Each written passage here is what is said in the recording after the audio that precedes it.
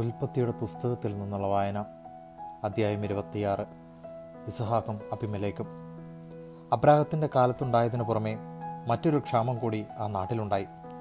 ഇസഹാക്ക് ഗരാറിൽ ഫിലിസ്ത്യരുടെ രാജാവായ അബിമേലെക്കിൻ്റെ അടുത്തേക്ക് പോയി.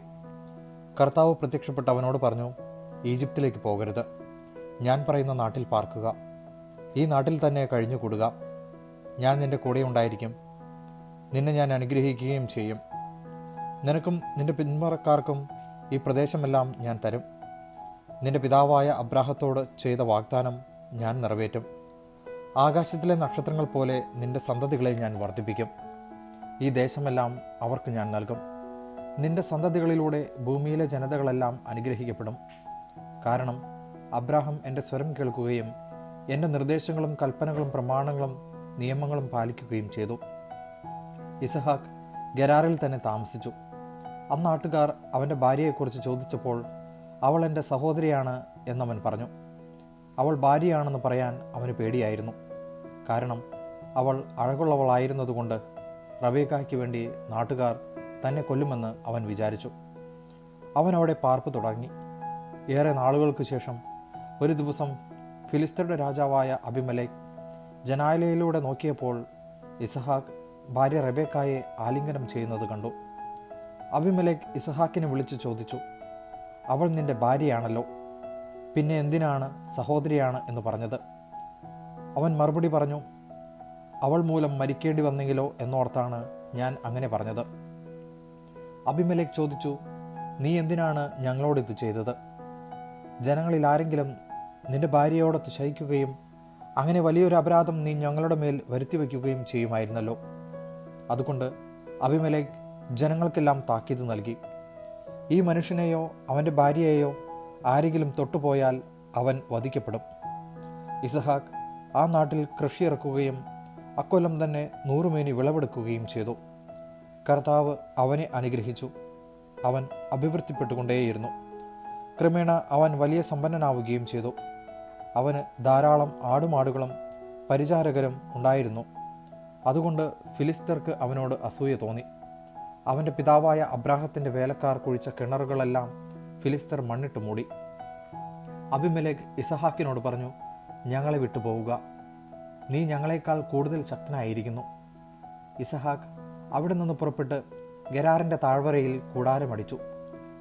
തൻ്റെ പിതാവായ അബ്രാഹത്തിൻ്റെ കാലത്ത് കുഴിച്ചതും അവൻ്റെ മരണശേഷം ഫിലിസ്ത്യർ നികത്തിക്കളഞ്ഞതുമായ കിണറുകളെല്ലാം ഇസഹാക്ക് വീണ്ടും കുഴിച്ചു.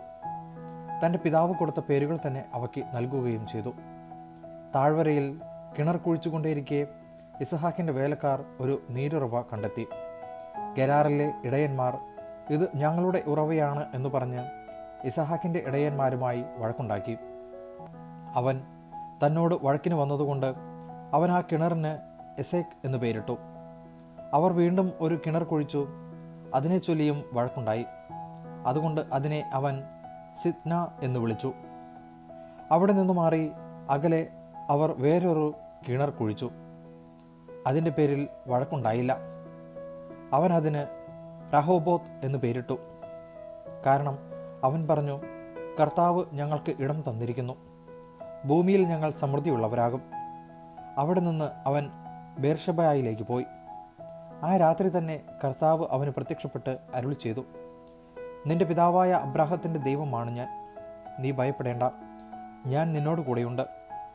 എൻ്റെ ദാസനായ അബ്രാഹത്തെ പ്രതി ഞാൻ നിന്നെ അനുഗ്രഹിക്കും, നിന്റെ സന്തതികളെ വർദ്ധിപ്പിക്കുകയും ചെയ്യും. അതിനാൽ അവൻ അവിടെ ഒരു ബലിപീഠം നിർമ്മിച്ചു, കർത്താവിൻ്റെ നാമം വിളിച്ചപേക്ഷിച്ചു. അവൻ അവിടെ കൂടാരമടിച്ചു. ഇസഹാക്കിൻ്റെ ഭൃത്യന്മാർ അവിടെ ഒരു കിണർ കുഴിച്ചു. ഗരാറിൽ നിന്ന് അബിമേലെക്ക് തൻ്റെ ആലോചനക്കാരനായ അഹൂസും സേനാധിപനായ ഫിക്കോളും ഒരുമിച്ച് ഇസഹാക്കിനെ കാണാൻ ചെന്നു. അവൻ അവരോട് ചോദിച്ചു, എന്നെ വെറുക്കുകയും നിങ്ങളുടെ നാട്ടിൽ നിന്ന് പുറത്താക്കുകയും ചെയ്ത നിങ്ങൾ എന്തിന് എൻ്റെ അടുക്കിലേക്ക് വന്നു? അവർ പറഞ്ഞു, കർത്താവ് നിന്നോട് കൂടെയുണ്ടെന്ന് ഞങ്ങൾക്ക് വ്യക്തമായിരിക്കുന്നു. അതുകൊണ്ട് നാം തമ്മിൽ സത്യം ചെയ്ത് ഒരു ഉടമ്പടി ഉണ്ടാക്കുക നല്ലതെന്ന് ഞങ്ങൾക്ക് തോന്നി. ഞങ്ങൾ നിന്നെ ഉപദ്രവിക്കാതിരിക്കുകയും നിനക്ക് നന്മ മാത്രം ചെയ്യുകയും സമാധാനത്തിൽ നിന്ന് പറഞ്ഞയക്കുകയും ചെയ്തതുപോലെ നീയും ഞങ്ങളെ ഉപദ്രവിക്കാതിരിക്കണം. നീ ഇപ്പോൾ കർത്താവിനാൽ അനുഗ്രഹീതനാണ്. അവൻ അവർക്ക് ഒരു വിരുന്നൊരുക്കി.